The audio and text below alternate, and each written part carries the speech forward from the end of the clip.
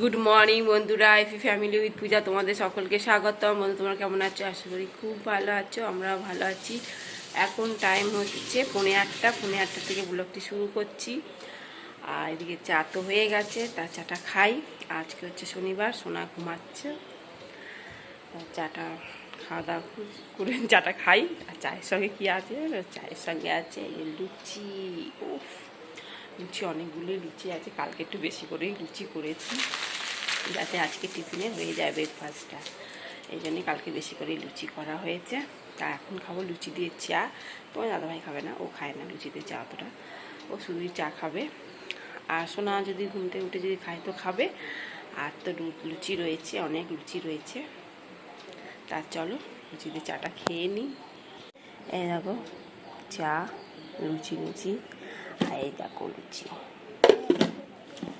চলো, দাদাভাই বাজার থেকে নিয়ে এসছে পেঁয়াজ, উচ্ছে, শসা, টমেটো, আলু।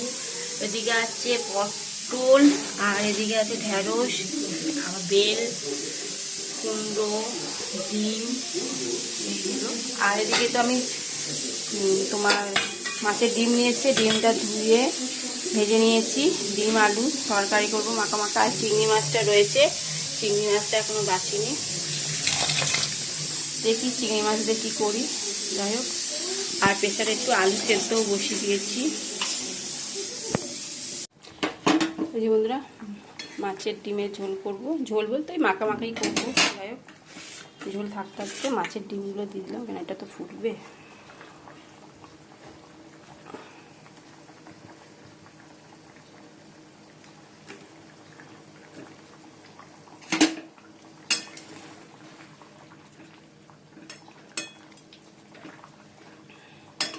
এটা হয়ে গেলে একটু আলুর দম করবো লুচি দিয়ে খাওয়ার জন্য। তোমার দাদাভাইকে তো ব্রেকফাস্ট দিয়ে দিয়েছি লুচি, আর মিষ্টি ছিল, মিষ্টি। আলুর দম করলাম, হয়ে গেছে আলুর দম। এই যে বন্ধুরা, আলুর দম আর লুচি নিয়ে নিয়েছি। লুচিগুলো একটু গরমও করে নিয়েছি। চলো বন্ধুরা, আবার খেয়ে নিই। খিদেও পেয়ে গেছে, 12:30 বাজে। প্রতিদিনই এরকমই টাইমেই টিফিন করি। খেয়ে নিয়ে তারপর একটু একটু ভাজাভুজি করবো, আর চিংড়ি মাছ আর কিছু করবো না। ভাবলাম পটল চিংড়ি করবো, আর ইচ্ছা করবো না। তাহলে একটু ভাজাভুজি করি, ডাল দিয়ে খাওয়া যাবে।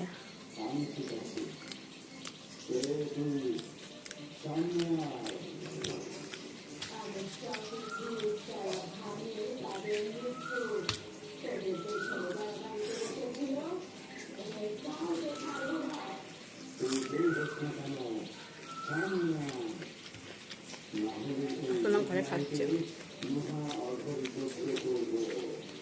আমরা কুমড়ো ভাজছি। এদিকে আলু ভেজেছি সোনার জন্য, ও তো কুমড়ো ভাজাও খাবে না, পটল ভাজাও খাবে না। ঠিক আছে, চলো বন্ধুরা, রান্না কমপ্লিট। এবার গ্যাসটা পরিষ্কার করছি।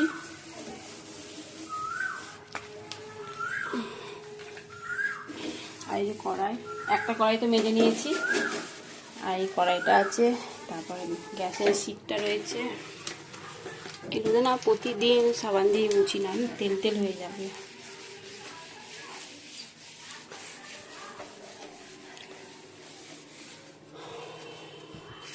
গ্যাসটা পরিষ্কার করে বাসন মেজে তারপর ভাতের চালও ধুয়ে রেখে দিয়েছি। চাল ধুয়ে রেডি করে রেখেছি। চলো,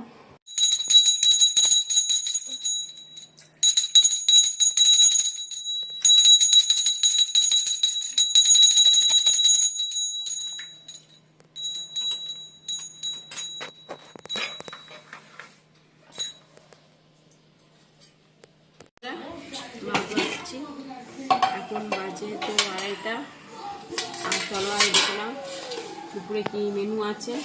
পটল ভাজা, কুমড়ো ভাজা, আর আলু ভাজা, চাটনি, আমের চাটনি, আর আছে মাছের ডিম দিয়ে আলু দিয়ে তরকারি, আর টমেটোমের ডাল।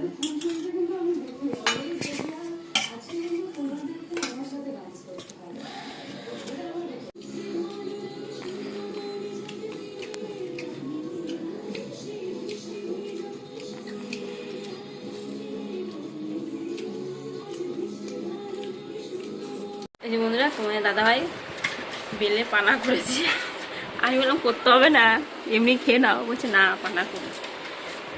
তা পানা করেছে, নাহলে আমি করে রাখতাম পানা। এই ভাত টাত খেয়ে এখন এই করছে, হয়েও গেছে। বেলের শরবত দারুণ হয়েছে, বাবা করেছে তো, দারুণ হয়েছে। বন্ধুরা এখন বাজে 5:30। চলো সোনাকে নিয়ে গানের ক্লাসে যাচ্ছি। তোমার দাদা ভাই দোকানে কাজ আছে, তাই বললো একটু তাড়াতাড়ি চলো, এই জন্য তাড়াতাড়ি যাচ্ছি। ঠিক আছে, চলো।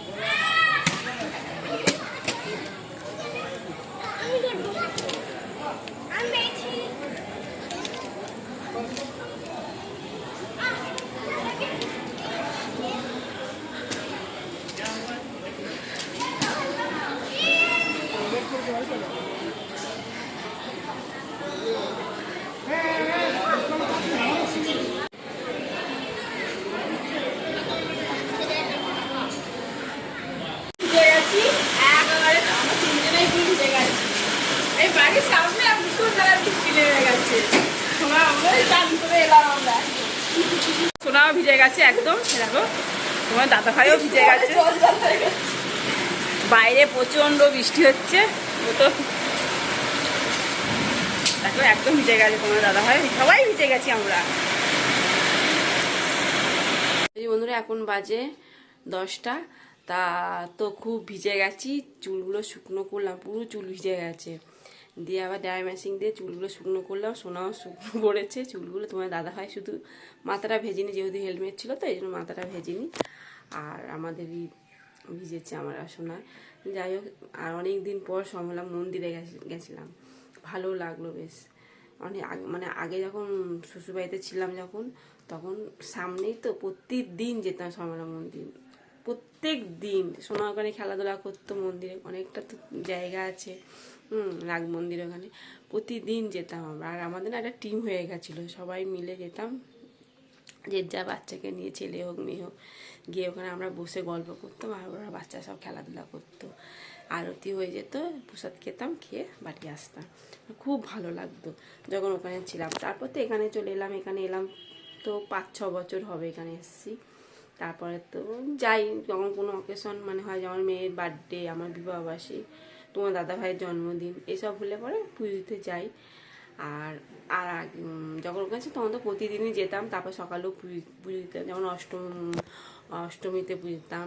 তারপর নীলেবাতির সময় যেতাম, ওখানে শিব ঠাকুর আছে। হ্যাঁ, তারপর শিবরাত্রির সময়ও যেতাম, মানে সব কিছুতেই ওখানেই পুজো। অষ্টষষ্ঠী, জয় মঙ্গলবার, এগুলো সব ওখানেই পুজো দিতাম আমরা। এরকম সামনে ছিল তো মন্দিরটা, এই জন্যই প্রতিদিনই যাওয়া হতো। আর এখানে চলে আসার পর থেকে আর সেরকম যাওয়া হয় না। আর পুজো দেওয়া হয়, তোমাদের দাদাভাই পুজো দেয়। মেয়ে যেমন পরীক্ষার সময় তোমার দাদাভাই গিয়ে পুজো দিয়ে এসেছিল, আমার হয়ে ওঠেনি। যাই হোক, অনেক বক হলো। এবার রান্না বসাই, আর শোনার জন্য রুটি আনতেও পারিনি, বৃষ্টি পড়ছিল বলে রুটি আনা হয়নি। ওরকম হলো, ভাতই খাবো। আর কালকে সে লুচি করেছিলাম, সেই লুচিটা রেখে দিয়েছিলাম, একটাই লুচি। তা সোনাই লুচিটা বললো, মা আমি একটু লুচিটা খেয়ে নেবো, আর একটু আলুর দমও রয়েছে সকালবেলা, একটু খেয়ে নেবো, আর একটুখানি ভাত খেয়ে নেবো, তাহলেই হবে। আমি ঠিক আছে, তাই হবে। যাই হোক, চলো বন্ধুরা এবার একটু রান্না বসাই। রান্না বলতে এই আলু ভাতে দেবো, প্রেসারেই আলু সেদ্ধ করবো, ডাল রয়েছে, আর একটু ডিম ভাজা করবো, ব্যাস এই হচ্ছে রাতের রান্না। চলো, এটা ভাজছি, দুটো ডিম ভাজা হয়ে গেছে, এই একটা আলু ভাতেও মেখে নিয়েছি, পেঁয়াজ লঙ্কা ভেজে। আলু দমটা আছে, আলু দমটা একটু গরম করে নিচ্ছি, সোনা খাবে। আর এদিকে ডাল গরম হয়ে গেছে। চলো, ডিমটাও ভাজা হয়ে গেছে, এই জন্য খেতে বসে পড়েছি। খেয়ে নিই।